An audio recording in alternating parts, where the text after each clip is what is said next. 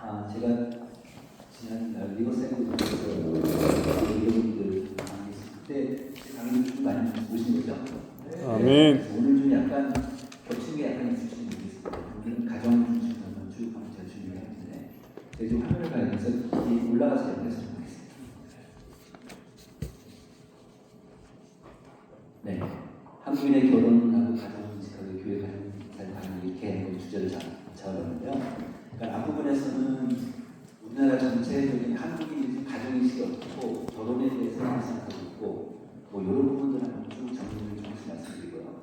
그다음에 이제 교회에서 가정사역에 대한 특히 이제 교인들이 한국 교인들이 지금 가정에 대해서 어떻게 인식하고 있고 또 교회 생활이 어떻게 하고 있고 그러면 이런 데이터를 중심해서 그런 가정사역이 좀 어떻게 가야 되는가 그런 거 정리 좀 해서 말씀드리도록 하겠습니다.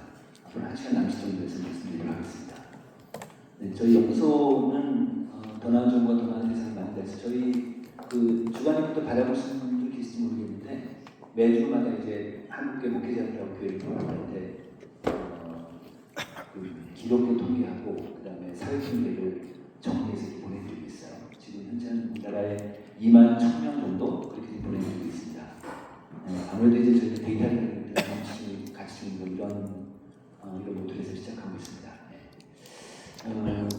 먼저 그 가정을 얘기하기 전에 이 문제가 되게 심각하니까 출산율이 낮고 그다음에 이제 고령화 심각하니까 이 문제를 좀 먼저 말씀드리도록 하겠습니다. 지금 우리나라 10년 사이에 그 혼인 건수가 지금 2012년도에 30만 7천 건이었는데 22년도에 19만 건으로 줄었으니까 굉장히 많이 줄었죠. 한 40%가 결혼을 안 하고 있어요. 40%가 결혼 건수가 줄었는데 우리나라는 혼외 정사를 인정하지 않기 때문에 그러니까 혼외에서 아이를 낳는 비율이 굉장히 적기 때문에 오로지 결혼을 통해서만 인구가 늘 수밖에 없잖아요. 지금 유럽 같은 경우는요. 유럽 같은 경우는 그 비혼 출산이 굉장히 많아요. 특히 뭐 프랑스라든지 이런 나라들은 비혼 출산이 거의 안팎 정도 되니까 그 정도로 하는데 우리는 그러지 않으니까 이 혼인 건수가 되게 중요한데 그만큼 결혼을 좀 안 하고 있다 이렇게 볼 수 있죠. 네, 또 보겠습니다. 네. 그다음 이건 이제 그 합계 출산율인데 출산율은 그 한 여성이 평생 동안 낳을 수 있는 아이의 수, 그래서 출산율이라고 부르는데 이 합계 출산율이 지금 우리나라 지난해 기준으로 0.72명이에요. 0.72명인데 여기 맨 왼쪽 보세요. 이 박스 안에 있는 이제 그 해에 출생아 수를 얘기했고요. 여기 보시면은 만약에 이제 1970년이라고 하면 70년에는 100만 명 아이를 낳았어요. 100만 명이 낳고 출산율이 4.5명이니까 우리 어머니 세대에는 한 4.5명 정도 아이를 낳은 거죠. 근데 지금 보면 0.7명이 한 명도 채 안 낳고 있고 작년에 23만 명이 태어났어요. 그러니까 얼마나 많이 준 거예요. 이게 어떤 뜻이냐면 제가 잠깐 설명드릴게요. 23만 명이잖아요. 지금 한국 교회가 그 우리나라 교회가 지금 한 5만 명 정도 되려고 해요. 그러면은 23만 명이 얘네들이 이 어린아이들이 만약에 중고생이 된다고 합시다. 계속 커서 중고생이 되면 중학생이 된다고 하면 이제 이 연령대가 이제 어느 한 학년이죠. 중학교 2학년이 됐다. 그럼 얘네들이 이 23만 명이 모두가 다 교회 가는 게 아니잖아요. 그럼 이 중에서 교회 다니는 애들이 지금 현재 기준으로 보면은 한 8% 정도 돼요. 그러니까 현재 지금 중고생들이 전체 우리나라 중고생 중에 교회를 다니는 애들이 한 8%거든요. 그러니까 그렇게 본다면 23만 명에서 지금 그 교회 다니는 애들은 그냥 지금처럼 한다면 한 2만 명 정도 될 거예요. 2만 명이 되면 그러면 어떻게 돼요? 교회가 5만인데 한 살짜리가 한 살, 한 연령대가 2만 명 정도 되니까 두 개 교회 중에서 한 살짜리가 한 명 보는 거예요. 한 명밖에 없는 거예요. 그 정도는 인구가 줄 것 같아요. 이해하셨죠? 그 정도는 인구가 계속 줄고 있으니까 교회를 굉장히 어려울 수 있는데 근데 지금 이 문제가 그렇게 됐죠. 또 볼까요? 그 다음에 이제 이건 뭐냐면 합계 출산율인데 우리가 지금 0.7명이잖아요. 그런데 OECD 전 세계에서 가장 잘 사는 나라를 38개국 중에서 OECD 평균이 1.58명이요. 그러니까 우리하고 2배 차이 나죠? 우리하고 2배 차이 정도 되는데 이스라엘이 제일 많이 나요. 있습니다. 이스라엘은 3명 정도 있고, 그런데 여기서 보시면 일본이 지금 전 세계에서 가장 저출산국으로 알려져 있는데 일본이 1.1명까지 떨어져가지고 1.3명까지 올라가고 있어요. 일본은 좀 올라가고 있어요. 근데 우리가 지금 떨어지고 있는데 볼게요. 지금 우리가 지금 38위, OECD 국가 중에 제일 꼴찌가 엄청 치는데 제가 이거 볼게요.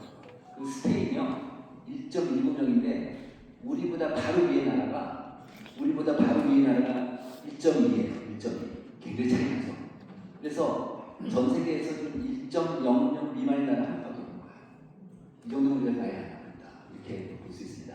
이 정도 좀 심각한데 또 볼까요? 이건 뭐냐면 이 표는 그 조선일보에서 발표된 자료인데요.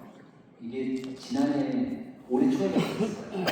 이건 뭐냐면은 X축은 잘 안 보시, 제가 잘 보면 설명드리겠습니다.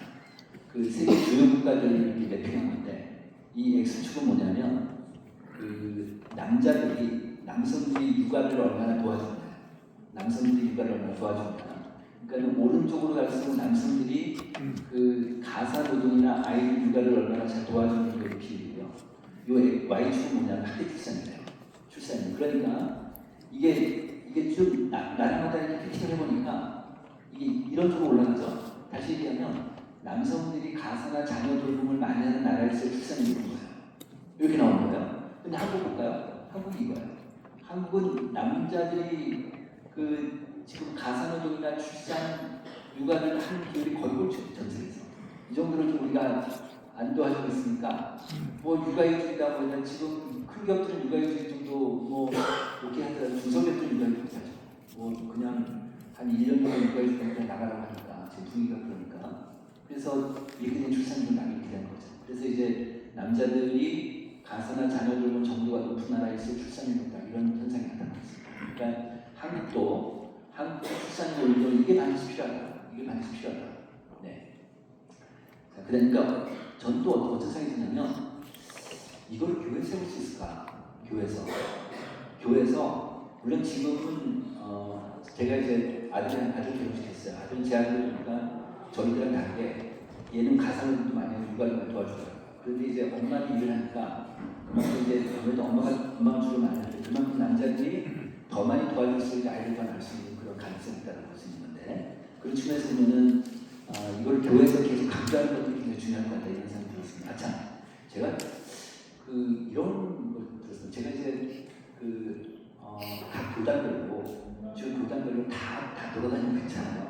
여기 가서 강의, 저희가 큰 교회들도 강의하고 목회자들도 강의하고 교회마다 큰 교회도 많이 가거든요. 그 수목교회 강남교회 특징이 있어요.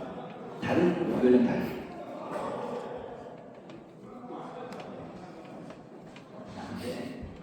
수목 강남교회 특징이 뭐냐면 이런 사역을 하는데 목회자들이 안 보여요.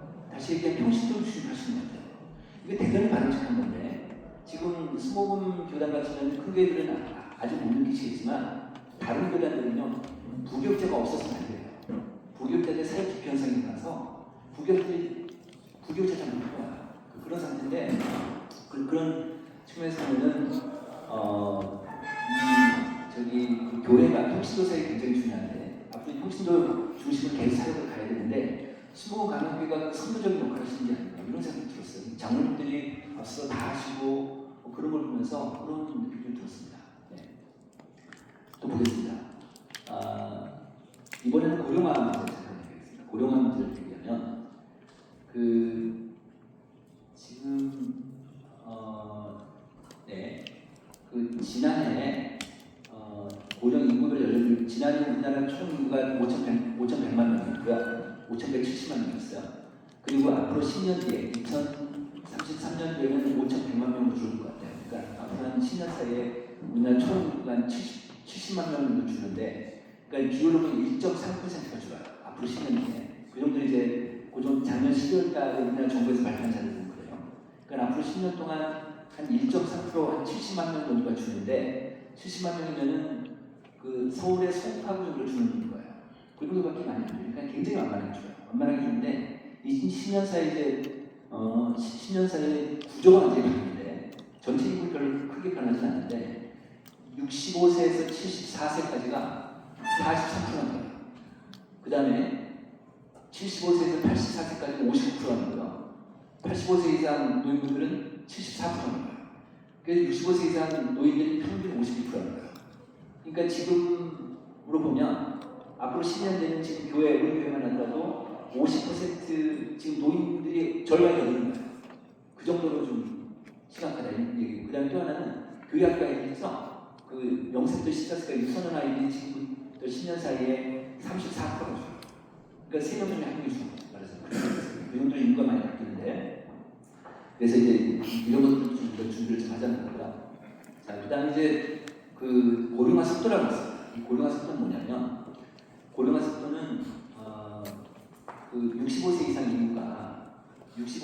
인구가 1년 사이에 몇 퍼센트 늘었는지, 퍼센트 비율이에요. 1년 사이에 몇 퍼센트 늘었는지인데, 이걸 보시면 지금 현재 우리나라 OECD 주요국의 65세 이상 고령층을 보면 우리나라는 한 16%잖아요. 65세 이상 인구가. 근데 일본이 제일 높죠. 일본이 제일 가장 장수예요. 일본이 전 국민 중에서 10명 중에 3명이 65세 이상 노인이에요. 일본이. 그런데 한국은 16% 되는데 이걸 오른쪽으로 보세요. 고령화 속도 1년 사이에 65세 이상 인구가 느는 비율을 보면 OECD 평균 2.2%고요. 일본이 2.2인데요. 한국이 4.4예요. 한국이 2배가 높아요. 그러니까 급속하게 노인이 많아지고 네, 이렇게 되고 있습니다.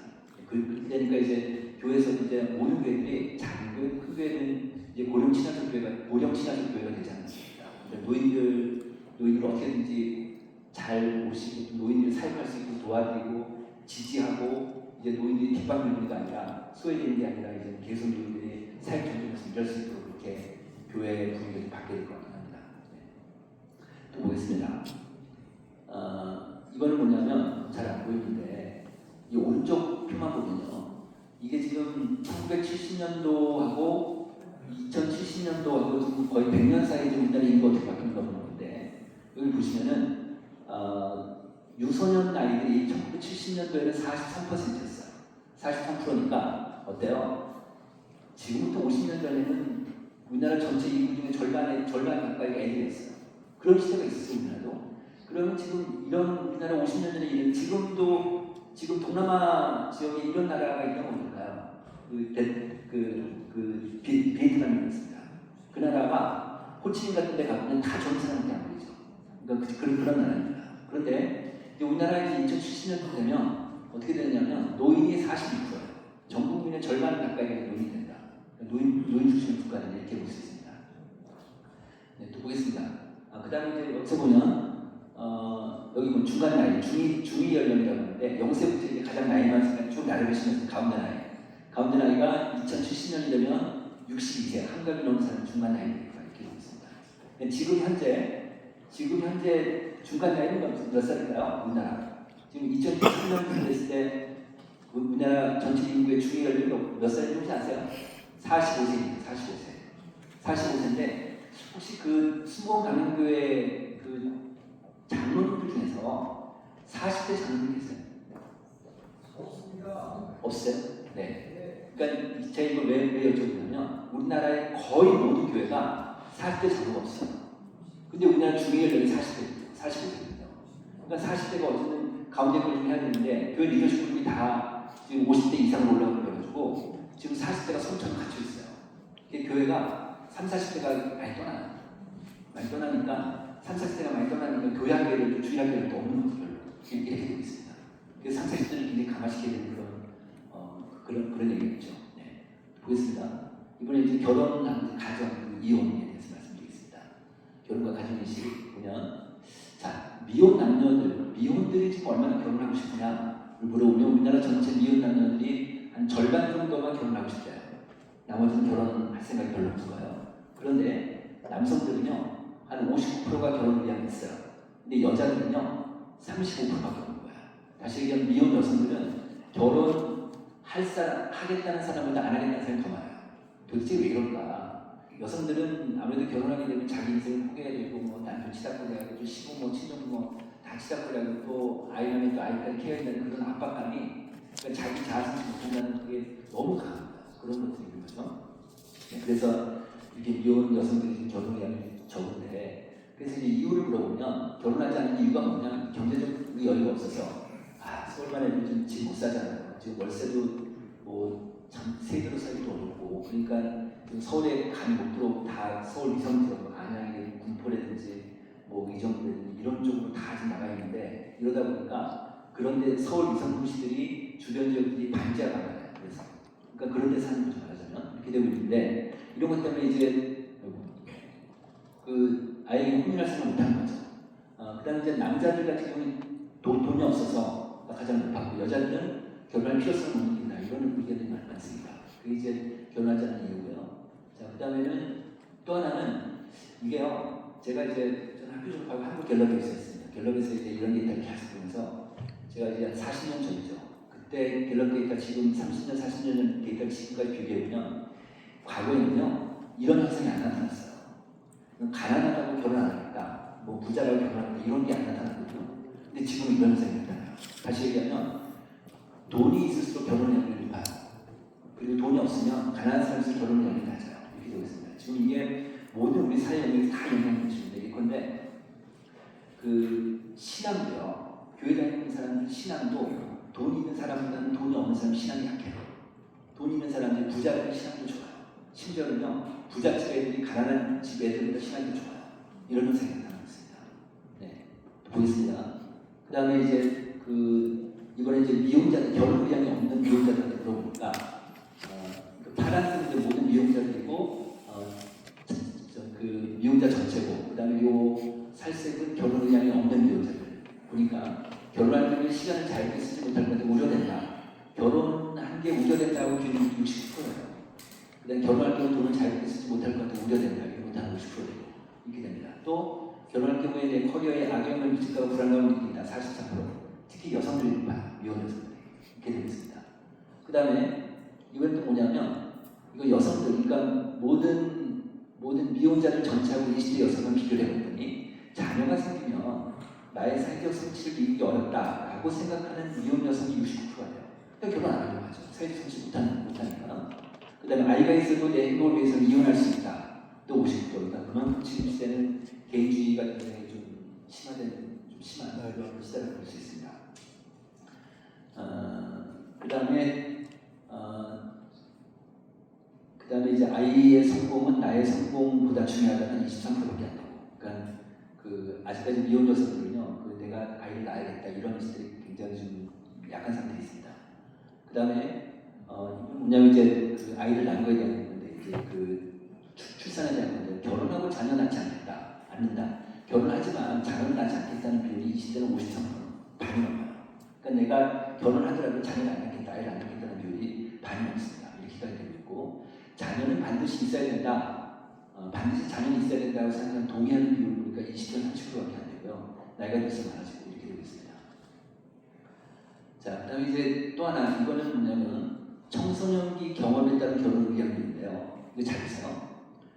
본인이 저희가 이제 전체 응답자니까 교회 다니는 사람을 물어본 거예요. 교회 다니는 사람들한테 이걸 뭘 물어봤냐면 이게 교회 다니는 사람은 일반인들한테 일반 국민들한테 물어본 거예요. 뭘 물어봤냐면 청소년기 기아가 10대 청소년일 때 그때 본인이 얼마나 행복했다 60% 이렇게 되는데 청소년기에 가운데 그렇습니다. 청소년기에 부모가 그러니까 일단 몇년 좀 볼게요. 본인이 행복한 사람일수록 결혼 의향이 높아요. 본인이 불행한 사람일수록 어릴 때 자기가 어릴 때 불행했어 라는 사람은 결혼 의향이 42%밖에 안 되고 행복했다라고 생각하는 사람은 60%나 되는 거예요. 그러니까 본인이 행복할수록 결혼 의향이 높아요. 그다음 또 하나 뭐냐면 본인이 청소년기의 자기가 어릴 때 부모님이 결혼 생활에 행복했는지 안 했는지 물어보는 거예요. 다시 얘기하면 자기가 본인이 어릴 때 부모님이 결혼 생활에 행복했냐, 부모님이 행복한 것 같으냐, 안 한 것 같으냐 물어봤더니 우리 부모님의 결혼 생활이 행복해 보였다라고 응답한 비율일수록 그런 사람일수록 결혼량이 높아요. 여자들은 그렇게 됩니다. 또 하나 뭐냐면 이건 뭐냐면 청소년기의 부모와의 관계, 본인하고 부모 관계에서 자기가 어릴 때 부모와 관계가 좋아하는 사람일수록 결혼 의향이 높아요. 이런 거니까 이걸 보면 어때요? 가정이 행복하고 가정 생활에 대한 만족도가 높을수록 그 집의 자녀들 결혼량이 높은 거예요. 그죠? 그러니까 가정 지금 아까 이제 여기서 그 제가 쭉 설명을 들었는데 이제 그 가정사역도 만드셨잖아요. 그 아까 그 모두 발언하실 때 이런 말씀하셨잖아요. 그 가정이 살아야 교회가 살고 교회가 살아야 나라가 살고 이런 말씀하셨잖아요. 그 정도로 가정이 중요해요. 가정이 다 깨졌으니까 가정이 중요한데 이런 데이터를 보면은 그만큼 이 가정이 온전한 가정일수록 앞으로 한국 사회가 굉장히 더 건강해지고 그다음에 인구도 많아지고 결혼도 많이 하게 되고 그다음에 아이도 낳고 이런 우리가 유축하는 그러니까 이런 생각이 가능할 수 있죠. 그래서 네, 그렇습니다.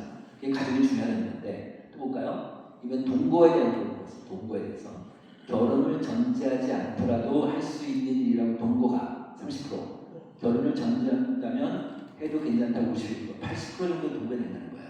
이제는 이제 결혼식을 안 하더라도 동거에도 이제 그냥 결혼하는 거랑 마찬가지 그런 인식들이 있고요. 또 하나는 뭐냐면 결혼을 전제하지 않았더라도 할 수 있는 일이다. 동거가 20대 청년들이 46%고 30대 44%입니다. 그러니까 이제는 인식상으로는 젊은 사람들이 동거해야 된다 이런 인식이고 실제로 우리 주변에 결혼식을 안 하고 동거하는 커플도 꽤 많이 있어요. 교회도 많이 있습니다. 네. 자 이제 그 가족에 대한 개념이 좀 바뀐다. 가족에 대한 개념이 바뀐다 이렇게 좀 볼 수 있고요. 그 다음에 동성간 결혼 우리 며칠 전에 그 법원 판단 하나 났죠. 동성 자녀들에 대해서 인정해준다고 이런 판단 났잖아요. 이런 판결이 났는데 이거 볼게요. 동성간 결혼의 동성혼이죠. 할 수 있는 이게 우리 국민들한테 물어본 거예요. 이게 한국 리서치에서 조사한 건데 할 수 있는 행동이라고 27%, 하면 안 된다고 57%. 그다음 동성간의 결혼에 대한 인식을 보면 20대 청년은요 동성간의 결혼을 할 수 있다가 50%예요. 그 다음에 해서는 안 된다가 28, 23%밖에 안 되고 60세 이상 여기 오늘 오신 분들은 뭐 거기가 60대 이상이니까 오늘 오신 분들은 9%밖에 안 되고 나머지 82%는 안 된다는 얘기고 이 정도로 생각이 제일 커요. 그런데요 동성애 관련해서는 아무래도 신앙이 깊으면 동성애를 반대하고 신앙이 약하면 동성애를 찬성할 수 있잖아요. 그런데 신앙 수준하고 연령하고 비교해보면 동성애는요 연령 변수가 더 커요. 연령 변수가 더 커요. 무슨 얘기냐면 신앙이 깊더라도 신앙이 아주 좋더라도 연령이 낮으면 동성애를 찬성해요. 신앙이 약하더라도 연령이 많아지면 동성애를 반대해요. 이렇게 나옵니다. 동성애는 이거 굉장히 교회에서 정말 예민한 문제인데 그 교회 청년들한테 동성애를 딱 갖고 이슈를 던져놓고 한번 토론하면 너무너무 치열해요. 이 친구들은 아직 어리기 때문에 한 20대 청년들이니까 동성애 찬성을 느낀 거예요. 아무리 교회를 해도 이렇게 나오고 있습니다. 자, 그 다음에 결혼을 원치 않는 여성도 자녀를 키울 수 이거 말고 저기 오른쪽에 있습니다. 동성 커플은 이성 커플과 동등한 권리를 가져 이번에 법에서 판결난 내용이죠. 그게 56% 나왔습니다. 그러니까 동성 커플은 이성 커플과 동등한 권리를 가져야 된다 이렇게 나오고 있습니다. 그런데 미혼 여성은 72%까지 올라가요. 그러니까 특히 동성애에 대해서는요, 그 여성들이 남성보다는 좀 더 적극적이고 개방적이에요. 이렇게 나오고 있습니다. 자, 그 다음에 부부관계 좀 보겠습니다. 배우자 만족도 볼까요? 배우자 만족도는 남자가 높아요. 여자가 높아요. 이게요, 남자들이 오해를 해요. 내가 내 마누라를, 내 부인을 사랑하는 것만큼 내 부인도 나를 사랑할 거다 오해를 해요. 그렇지 않아요. 이렇게 차이나요. 그런데 또 보면 연령별로 이렇게 쭉 보면은 이게 20대 가지고 이건 지금 그 기혼자들 대상인데 연령이 올라갈수록 그 배우자 만족도가 쭉쭉 떨어지죠. 굉장히 떨어져요. 그러다가 50대, 60대가 가장 절정으로 가장 낮아요. 그래서 이 50대 부부가 굉장히 어렵죠. 50대 부부가 되게 힘들어요. 그래서 그리고 60대까지 하다 이제 70대 좀 올라가는 편입니다. 이렇게 되고 또 하나는 이 만족도를 보면 배우자 만족도를 보면 가난할수록 불만도가 높아요. 가난할수록 이 부자일수록 만족도가 좀 올라가고 있죠. 이런 현상이 보이고요. 또 볼까요? 이건 뭐냐면 그 남편하고 아내하고 결혼생활 만족도를 물어본 거예요. 결혼생활 만족도를 물어봤는데 그 20, 30대는 남편은 결혼생활 79%가 만족하고 그 다음에 아내는 70, 60%가 만족해요. 그리고 40대는 비슷하고요. 그리고 점점 나이가 들수록 서로 만족도 격차가 커져요. 그러니까 남자들은 자기 부인에 대한 만족도가 점점 올라가요. 왜냐하면 이제 힘도 없으니까 부인이 밥해준 대로 다 먹었다고 이래야 되는데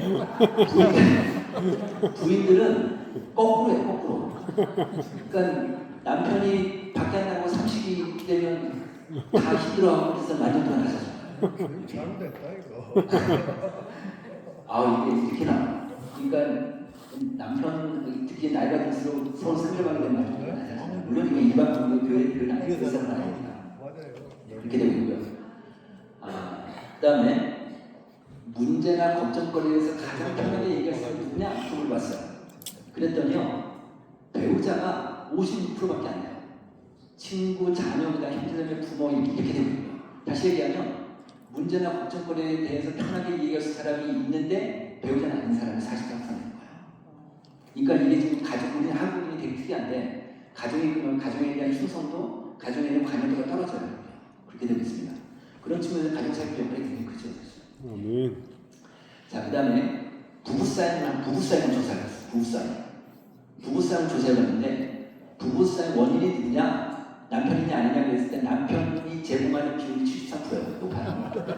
그런데 부부싸움 하고 나서 화해를 누가 먼저 하냐? 이것도 남편이에요. 이렇게 나왔습니다. 그러니까 남자가 싸움을 걸고 남자가 화해하고 이렇게 됩니다. 근데 그건 남편들도 인정해요.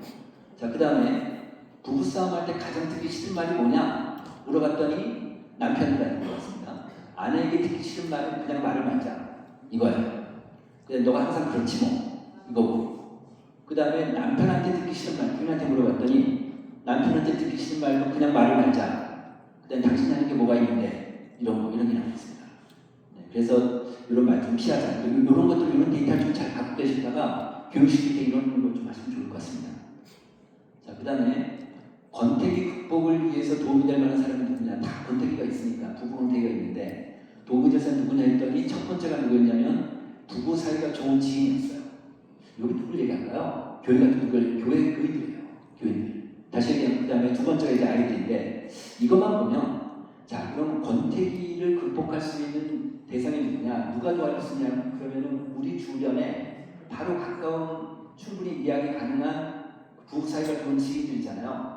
다시 얘기하면 소그룹입니다. 스몰 그룹입니다. 교회 안에서 구형 모임 있잖아요. 구형 모임에도 뭐가 되든 교회 안에 소그룹을 정말 잘 하시는 게 좋은데 그런데 제가 지난주에 미국을 좀 갔다 왔어요. 이게 그 LA 밑에 그 얼바인 지역 있잖아요. 얼바인 지역에 거기 남신의 기관, 미국 남신의 기관에서 유명한 세르베 교회가 있어요. 세르베 처치가 있는데 그 교회가 소그룹을 되게 잘해요. 소그룹 공부하고 왔어요. 근데 이제 그 교회 얘기를 쭉 듣는데 이 교회는 총 교인이 16,000명 정도, 17,000명 정도 매주마다 와요. 근데 소그룹이 1,600개 정도 움직여요. 소그룹이 매주마다 1,600개 움직이는데 전 교인 중에서 86%가 소그룹 활동하고 있어요. 근데 그 소그룹 활동하는 사람 중에서 80%가 집에서 해요. 가난하게 우리나라 집에서 해요. 그러니까 소그룹의 마지막 단계는 집이에요.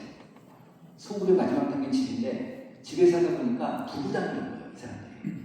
부부 단위. 한국에서 그런 교회도 있는데 부부 단위로 모이니까 부부끼리 이렇게 같이 친하게 매주마다 모이고 같이 밥도 먹고 교제를 나누고 이러다 보니까 이 권태기를 극복하는 게 굉장히 도움이 되겠죠. 그죠? 그래서 교회에서는 이런 소그룹을 통해서 이 가정을 사용하는 게 굉장히 중요할 수 있겠다는 걸 말씀드리고 싶어요. 또 보겠습니다. 그 다음에 이거 볼게요. 이건 참 이런 데이터가 나왔어요. 내가 지금의 배우자가 다시 결혼하겠냐? 다시 태어나도 지금의 배우자가 결혼할까? 물었을 때 남편은요 지금의 아내하고 다시 결혼하고 싶다가 36%예요. 이게 많잖아요, 높잖아요. 뭐 하고 살아보는 데좀 또 사냐고 이렇게 돼가지고 그런데 아내들은요 22%밖에 안 돼요. 그러니까 거의 2배 차이 가까이 나는데 그러니까 여성들은 부인들은 남편에 대해서 이제는 다시 안색 주는 비율이 한 80%예요. 이 정도로 그러니까 한국에 되게 특이한 현상인데 이렇게 나오고 있습니다. 근데 어쨌든 남편보다는 아내가 좀 더 부정적이에요. 이렇게 묻을 수 있고요. 자, 그다음 불륜입니다. 불륜. 할 수 있는 행동이다가 11% 나왔어요. 그러니까 기혼자와 미혼자를 부적절히 관계할 수 있는 11%, 기혼 남녀가 부적절히 관계 11%, 일처다 9%, 일부 다처 9%. 이게 무슨 뜻일까요? 이게 지금 일반 분야를 들어보는데 이게 할 수 있는 행동이라고 응답한 사람들은 아마 불륜한 사람들일 가능성이 높겠죠? 그거 알겠는데. 그러니까 우리 국민 중에 10명 중에 1명은 이거를 수용하는 사람들이 이렇게 볼 수 있습니다. 자, 이혼 볼까요? 이혼인데 이혼을 보면 요 이혼 건수예요. 이혼 건수인데요. 이혼 건수가 점점 줄죠? 우리나라 사람들 이혼 건수가 줄고 있어요. 이게 지금 연간 한 19만 쌍 정도가 이혼하고 있고, 근데 10년 동안에 요거는 지금 그 이혼 건수가 아니라 그 혼인 건수 점점 줄고 있고요. 이혼 건수가 약간 주는데 11만 건에서 10만 건인데 요 보면은 혼인 건수는 계속 줄고 있고 이혼 건수는 거의 뭐 수평적인데, 그래가지고 요걸 비율을 보면 1년에 혼인한 사람들을 부모로 보고 이혼한 사람들을 이혼한 그 커플을 분자로 보면 50%가 넘어요. 여기는 이혼이 많죠. 우리나라가 이혼 많이 하고 있습니다. 그런데 여기서 보면 이혼에 대한 인식을 국민의식을 물어봤어요. 그랬더니 이혼을 하지 말아야 된다가 2016년에 이게 좀 어디서 조사한 겁니까? 잘 안 보이는 이것도 아마 한국 사진만 볼 거예요. 근데 여기 보시면 2016년도에는 이혼하지 말아야 된다가 40%고요. 2020년도에는 30%더 줄었죠? 그러니까 이혼에 대해서 수용자가 점점 더 높아져요. 이제 이렇게 되고 있습니다. 네, 그 다음에 황혼이혼 아시죠? 황혼이혼. 이 황혼이혼이 참 우리한테 무서운데 결혼한 지 30년 이상 되는 황혼이혼자가 2011년도에는 7만 9천 쌍이었는데, 7,900건이었는데 2021년에는 17,900건으로 해가지고 17,900건에서 117%가 늘었어요. 그러니까 비율로 배수로 보면은 지난 10년 사이에 2.4가 늘었어요. 그 정도로 황혼이혼이 많아졌다. 그러니까 이제 아이들 다 키우고 나서 이제는 특히 여성들이 이제 권리가 올라가고 여성들이 이제 힘이 있고 여성 문제를 있기 때문에 이제 황혼이혼이 많아지는 거죠. 근데 다시 얘기하면 저는 이제 이런 데이터를 보면서 저도 남자잖아요. 그 삶의 만족도를 보면 50대 남자가 제일 떨어져요. 50대 남자가 이렇게 쭉 이게 그러니까 20, 30대가 쭉 떨어지다 50대, 60대 남자들의 삶의 만족도가 제일 떨어지거든요. 그러니까 남자들이 불쌍해요. 그러니까 뭐 특히 우리나라 남자들은요 평생 동안 일을 가장 많이 하는 회사, 기업, 근로 가장 많이 하는 사람 일을 가장 주로 했던 직장을 떠나는 시점이 49살이에요. 49살 끝나요. 그럼 이제 그 다음에 어떻게 되나요? 그러니까 무슨 식당 가거나 뭐 개인 사업 할 수도 있고 아니면 지금보다는 월급 작은 가축업종이 작은 회사를 갈 수도 있고 그 다음에 일용직으로 갈 수도 여러 가지가 있잖아요. 그 다음부터 삶의 질이 확 떨어지고 50대부터 이렇게 됩니다. 근데 이제 그때부터 또 여성들은 또 이 남성 호르몬들이 많아져가지고 또 이렇게 여성들은 강해지고 남자는 더 약해지고 남자들이 너무 불쌍하니까 사모님들, 남편들 잘 좀 해주세요. 잘 좀 지원해 주시고 좀 인정해 주시면 좋겠어요. 남자들이 한국 남자들 정말 불쌍해요. 네, 그렇습니다. 자, 그다음에 이번에는 이게 아직 발표가 안 됐어요. 9월달에 갈 거예요. 제가 이제 이거 좀 유출만 좀 부탁드렸었는데 오늘 요 데이터를 좀 제가 말씀드리려고 이게 지금 한 4천만 원 정도 조사한 거고요. 그래서 생애 주기별로 그러니까 20대, 30대, 40대, 50대에서 각 주기별로 뭘 원하는지 특히 가지고 하면서 뭘 원하는지 그런 데이터예요. 한번 볼게요. 이거 보면 자 결혼하고 출산에 관심이다. 얼마나 관심이냐에 이제 매우 관심있다, 약간 관심있다, 관심있다를 보시면 19세에서 20, 30대 청년들은요 관심입니다. 아무래도 결혼 출산이니까. 그 다음에 35세에서 30대, 40대 그러니까 35세, 49세 이 정도 연령대도 높아요. 그런데 50세 넘어가면 관심이 뚝 떨어져요. 그러니까 다시 얘기하면 결혼이나 출산에 대해서 교육은 이 사람들 대상으로 교회에서 하시면 돼요. 모든 연령대가 한 게 아니라 그 연령대에 맞춰가지고 이제 타겟팅해서 교육시키는 게 되게 중요하겠다. 만약 가정사역이다 보면 가정사역부에서 교회 교육들 중에서 요 그룹들만 뽑아가지고 교육시키시면 되는 거예요. 이렇게 한 40대까지 그러시면 되고, 그 다음에 또 하나는 할머니 할아버지들한테 물어봤어요.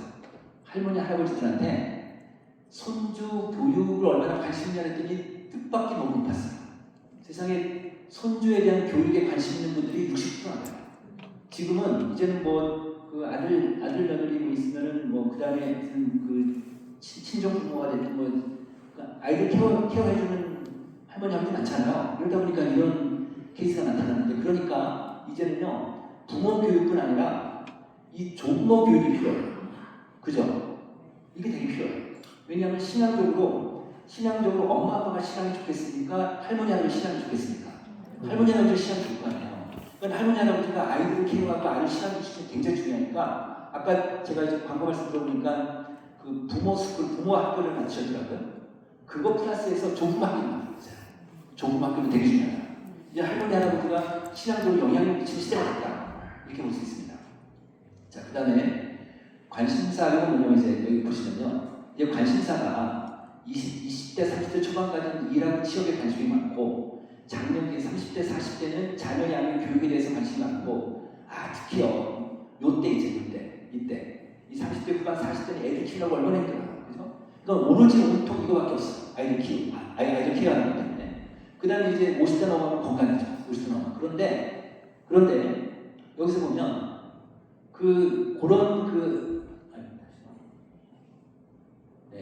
여기서 그 영향을, 그러니까 그 만족의 영향을 받은 것인데, 그거 좀 전에 말씀드린 그런 관심사들, 그 관심사의 그 영향력이 뭐냐, 가장 큰 영향력이 뭐냐, 가족이에요. 그러니까 좀 전에 했던 일이 됐든 자녀 양육이 됐든 간에 그 누구로부터 이게 영향을 받는 가족이 제일 많아요.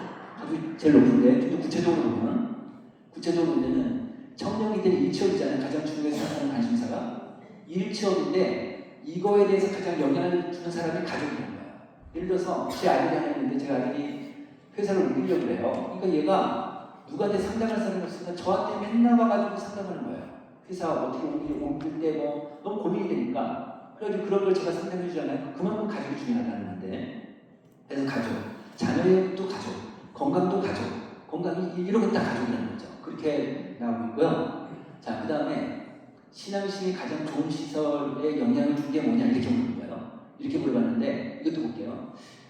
각 연령대별로요. 20대면 20대, 30대, 40대, 50대 연령대로 보면 귀하가 지금까지 신앙생활을 하면서 가장 신앙이 좋을 때가 언제입니까? 물어봤어요. 언제일까요? 아주 특이한데요. 뭐냐면 지금이 아니에요. 우리 그 신앙인들이, 교회 다니는 사람들이 지금이 아니라 10년 전에 자기라고 해요. 10년 전에 자기.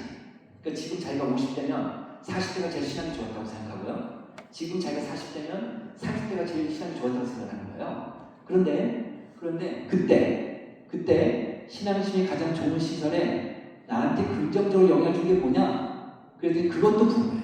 그것도 청년기하고 장년기는 부모고, 그 다음에 50대 이상은 목사님.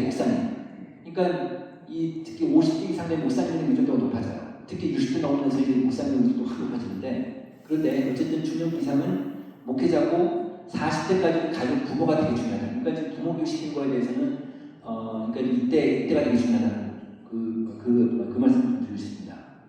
자, 그 다음에 생애 주기별로 교회에서 가장 받고 싶은 교육이 뭐냐? 교회에서 가장 받고 싶은 교육이 뭐냐 했더니, 성경적 20, 30대 초반까지는 성경적인 결혼하고 가정, 이걸 교육을 받고 싶어요. 이거를. 그 다음에 장년기도 똑같이, 이번에 이제 35세, 49세는 아까 제가 말씀드렸듯이 이 사람들은 오로지 자녀 양육에 관심이 많으니까 아이를 어떻게 키워야 되는지, 성경적으로 키워야 되는지, 이거 공부하고 싶어요. 이거. 그 다음에 이제 그 이상 이제 노년에 대한 것들이고요. 네, 그 다음에 그러면, 자, 여기서 이런 걸 이제 교육을 받게 돼요. 그러면 얼마 동안 교육받는 게 좋겠냐고 물어봤어요. 그랬더니, 이거 보세요. 1개월에서 3개월, 거기가 그래, 1개월, 3개월이죠. 그래서 받고 싶은 교육의 적절한 기간 1개월, 3개월. 그러니까 한 3개월짜리 코스를 만드셔가지고 그냥 돈이 벌어주면 돼요. 3개월짜리 계산, 그러니까 3개월짜리 교육 프로를 잘 만드셔가지고. 네. 그 다음에 자녀 양육이나 교육에 대해서 관심사가 뭐냐 그랬더니, 이게 또 연령대별로, 생애 주기별로 관심들이 틀린 거예요. 어떻게 틀리냐니까, 청년기는 30대 초반까지만 해도 애들 어릴 때니까 자녀 습관, 태도, 일상생활 지도, 이런 것들 40대까지도 이런 것들이 관심이 많고, 그 다음에 이제 50대 넘어가면 자녀의 취업, 그 다음에 독립, 65세 이상은 자녀의 결혼, 출산 이렇게 나왔습니다. 이런 것들을 이제 각 연령대별로 잘 맞추셔가지고 교육시키면 좋겠다는 뜻이고요. 자, 그 다음에 이제 가정에서의 신앙, 그리고 자녀 신앙 교육 보겠습니다. 이번에 조사한 건데, 그 아버지의 역할이 뭐냐고 물어봤어요. 아버지의 역할. 아버지의 역할을 물어보니까, 가족을 부양하기 위한 경제적 활동이 2021년도에는 56%였고, 24년도에는 43%였어요. 그리고 배우자를 사랑하는 건 자녀를 향해 교육하는 게 아버지가 더 높아졌어요. 확실히요. 그 애들도 마찬가지인데 아버지에 대한 그 의존도나 아버지가 교육하는 게 조금씩 올라가요. 지금 조금씩 올라가고 있어요. 그런 내용 볼게요. 가정을 영적으로 세우는 좀 올라갔죠? 가족들의 신앙 성장을 돌보는 도 올라갔죠? 이 두 개 한번 얼마입니까? 다시 얘기하면 아버지의 역할 중에서 이런 경제적 부양 말고 영적인 역할, 신앙적인 역할이 한 20%예요. 그죠? 그러니까 아버지에게 본인들이 생각할 때 아버지의 역할은 한 20% 정도 신앙 역할을 생각해요. 그런데 엄마 역할을 하겠습니다. 어머니의 역할은 자녀를 양육하고 교육하는 것, 남편의 생활을 존중하는 것, 가족들의 신앙 성장을 돌보는 것, 가족을 부양하기 위한 경제활동, 가사일 하는 것. 여기 보시면요. 가족의 신앙 성장을 돌보는 영적 케어하는 건 14%밖에 안 돼요. 다시 얘기하면 엄마들은 이쪽에 많이 생각들이 몰려있고 아이들 신앙 성장하는 건 특히 아버지들이 정말 아버지들이 이런 게 나타나요. 그래서 이 부모들 중에서 아버지 교육하는 게 굉장히 중요하습니다. 앞으로. 그러니까 아버지 엄마 교육도 중요하지만 신앙적으로 아이들을 어떻게 케어할 건지 부모 스쿨 할 때 아버지의 역할이 되게 중요할 수 있습니다. 이렇게 말씀드렸습니다. 그러니까 우리가 보통 이제 부모 스쿨, 부부 스쿨 하다 보면 여성 중심을 하게 되는데 그러지 말고 여성도 중요하지만 아버지, 남편들도 잘 교육시키는 게 되게 중요하겠다. 이런 말씀 드리고 싶습니다. 자, 그 다음에 배우자 대화 시간을 해봤어요. 그랬더니 전체는 이게 지금 그냥 주중에 하루에 한 86분 정도를 대화하는데 이 신앙 단계, 신앙 1단계, 신앙 단계를 저희 물어봤거든요. 이게 뭐냐면 신앙이 올라갈 단계가